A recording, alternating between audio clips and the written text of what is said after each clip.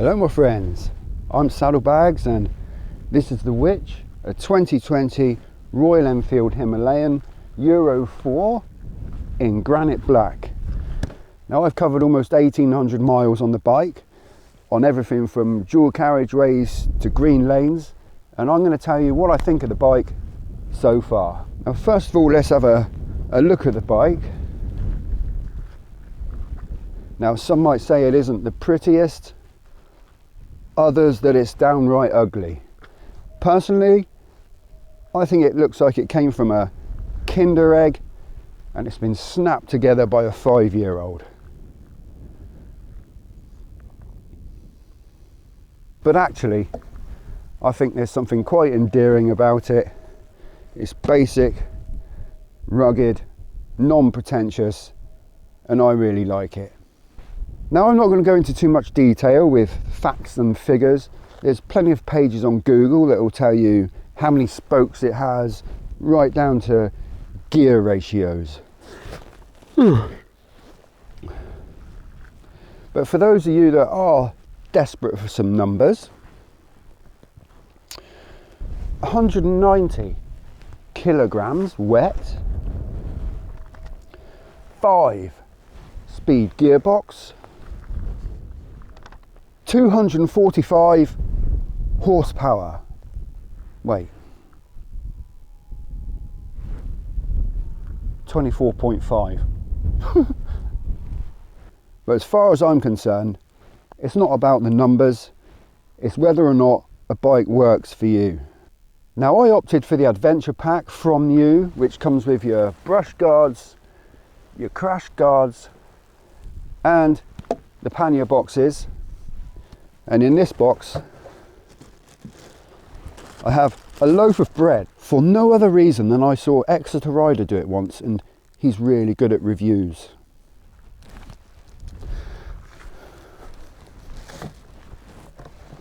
Anyway, I have made some small changes to the bike.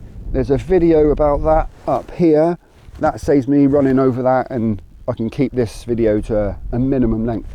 But most notable is probably the exhaust, and as I'm about to talk about comfort of the bike, 30mm bar raisers. So talking about the comfort of the bike, I'm 6'2", averagely tall, with a 33-inch inside leg. I can comfortably flat foot the bike both sides, so it would be ideal for a shorter rider. It's a nice upright position, the bars are a nice width, all the controls, both foot and hand controls, operated with ease. There isn't any adjustment on the levers, but they work for me. Now my legs do feel a little bit cramped up on the pegs. However, that hasn't been a problem for me, even on a long ride. But all is not chi in the world of comfort for me on the Royal Enfield Himalayan. First of all, the screen for me is hideous. I've never experienced that level of buffeting and wind noise, except for that time I popped my head out from behind the screen of a TL1000 at 160 miles an hour. So I added this cheap extension, which although it hasn't completely resolved the issues, it has made it bearable. I'm yet to decide on a permanent fix for that. And then there's the seat. Oh my, where do I begin? Now I've tried it with the standard seat, then I've tried it with the touring seat, then I've tried it with the touring seat and the mesh cover, and I've reverted to the standard seat with a mesh cover, and that's the best I found so far. But the issue with the seat really is I need to be sat towards the rear for sort of leg room and comfort, but as it's sloped, as so many are these days, I always end up sliding towards the tank, and I have found long journeys absolute agony. But I think I found a company in the UK that has come up with a fix for that, so watch this space. Do bear in mind that that's only my personal opinion, because I have heard from other Himalayan riders that say they're quite happy with the seat, And also remember, it's a 2020 version. The 2021 may be different. I don't know, I haven't tried one. It's a 15 litre fuel tank with a range of about 250 miles. That's impressive. Now the engine's pretty smooth for a big single. I haven't suffered from vibrations at all. At the very worst, I would describe them as a gentle buzz. It's well fueled. I've heard people complain about the fueling, but I've found it really smooth on and off the throttle. No issues there whatsoever. It's quite revvy if you compare it to the Royal Enfield Classic 500, where you would be changing up on the Classic. You're just getting going on this. Now of course it isn't very powerful at 24.5 horsepower, but the torque is respectable. I think it's about 32 Newton meters. You'd have to check that.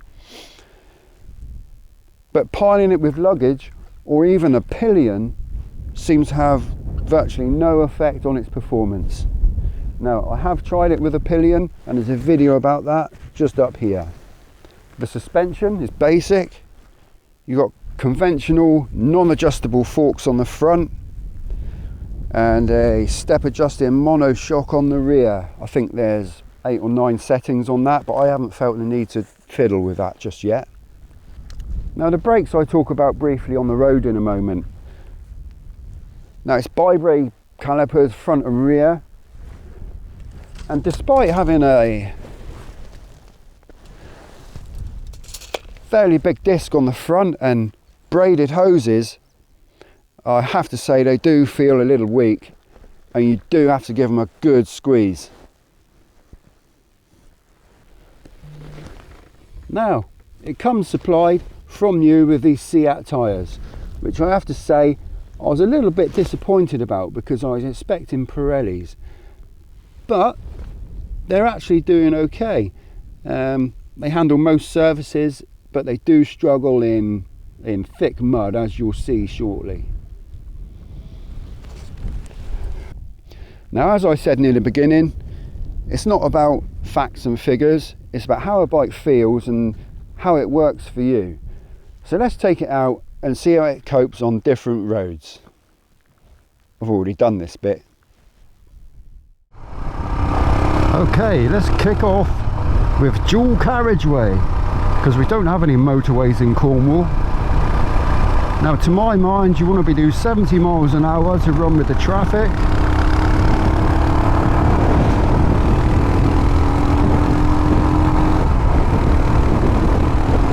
This is uphill slightly. Okay, so there's 70 miles an hour, or at least that's what the speedo tells me.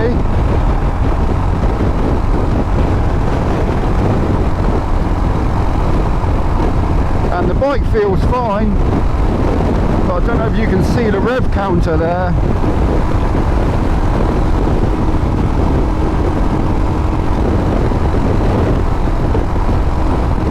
That's 5,500 revs.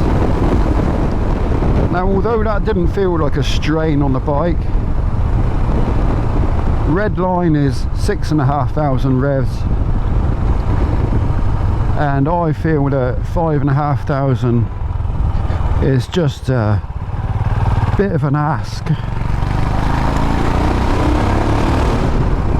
A bit of an ask for sustained speeds. So what about A roads? This is the A388. We're travelling at 60 miles an hour. That's 4,500 revs, and that's a lot better. We could do that all day. The bike feels planted and stable. Now we've got some nice bends coming up. The bike corners well, as long as you don't treat it like a sports bike.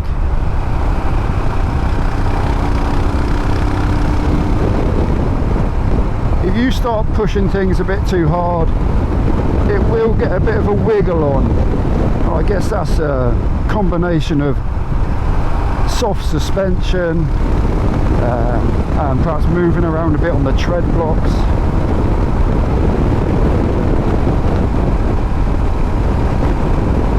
as you can see, she copes admirably on the A roads. Now if I was to come up to some slower moving traffic with the Himalayan, if you want to pass anything, you really do have to plan ahead. It hasn't got that much poke, so you want to make sure you're giving yourself plenty of room for the overtakes. But this is uphill now, still pulling nicely at 60. Like I say, it could do this all day. Now a bit of B road, twisty roads with elevation change, bit of a bumpy surface. Suspension smooths it out nicely on this. The bike feels really nimble, handles very well.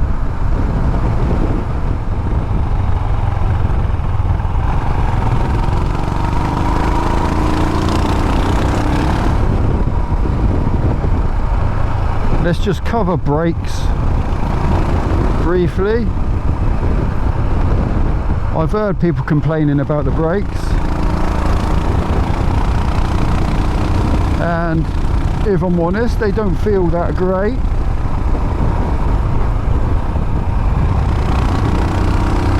They're not particularly sharp, but when you do grab the handful,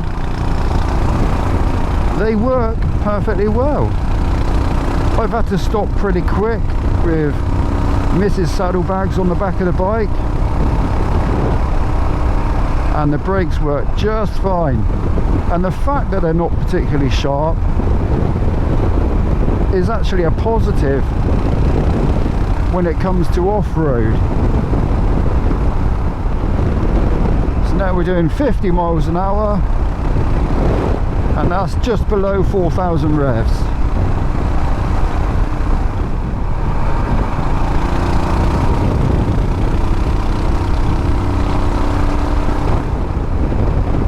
Now I think I'll just briefly cover the gears. When I bought the bike brand new, it seemed to come with a few neutrals and also some tricky changes, particularly from third down to second. I quite often had to have 2 or 3 goes at that. But as the bike's run in, all those issues have disappeared, and now the gear change feels smooth like butter. The mirrors, to be fair, they're not great. They're just okay. You get away with them. These are extended out as far as they will go. I do get mainly shoulder or half shoulder perhaps.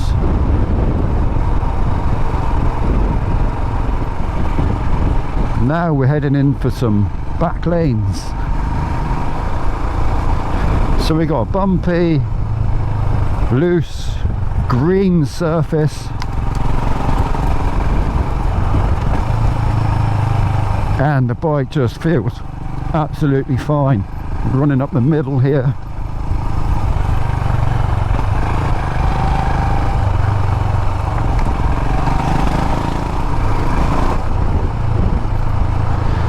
Yet the witch is right at home in these little lanes, soaking up the bumps, nice and nimble in the twisties.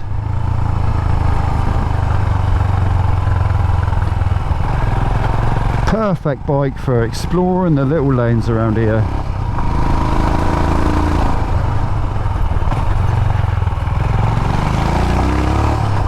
The perfect bike for these little tight twisty bends with a bit of gravel on the surface. That's not pleasant on any bike, let's be honest, but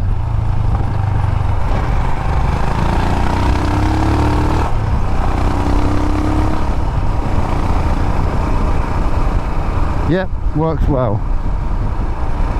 Now anyone spending any time on one of these, I think you're going to find yourself sort of between 3,000 and 5,000 revs most of the time. Below 3,000 revs, there isn't a lot there, to be honest, and she doesn't take it too kindly.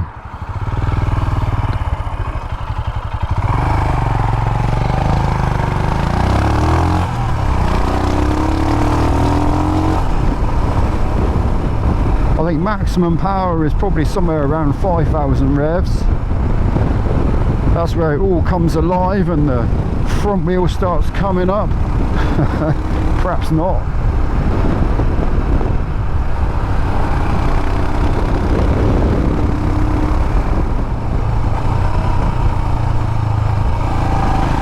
Now I think we've covered the various roads. Let's head back to the bike on the moors. So that's on the road, but Royal Enfield states something along the lines of for all roads and no roads, and I have put that to the test to some extent, as you'll see in these clips. It continues to surprise me how well it copes with anything from rough and rocky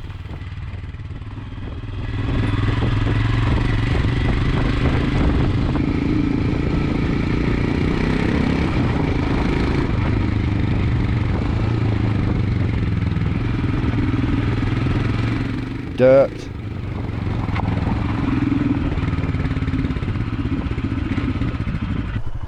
to big puddles. Come on, baby. Thick mud. Do I or don't I?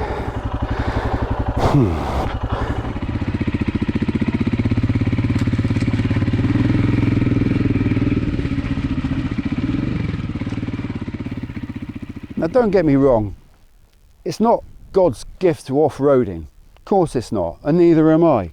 Honda's CRF, Yamaha's WR, they would make it look silly, there's no doubt about that.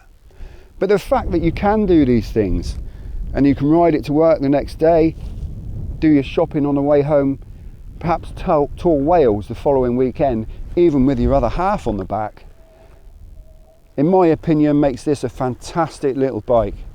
And if you think along the lines of bang for your bucks, could be the best bike on the market.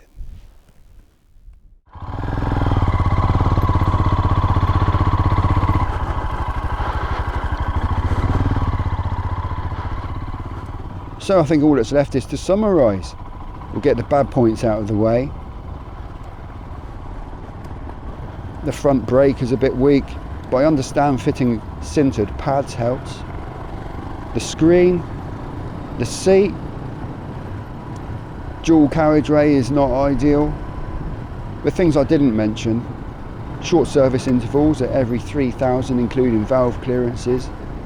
It somehow gets absolutely filthy in the wet despite having 2 front mud guards.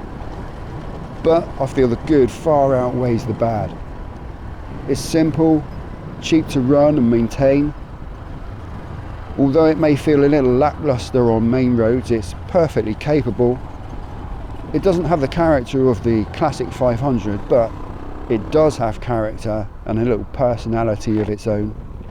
It works as a commuter, shopping, exploring the lanes, carrying a pillion, playing in the mud and gravel. It's extremely versatile and it can be quite rewarding. I've had a lot of fun on it already, and I know there's a lot more to come. Okay, we'll leave it there. Thank you very much for watching, and until next time, take care. Ciao for now. Bye bye.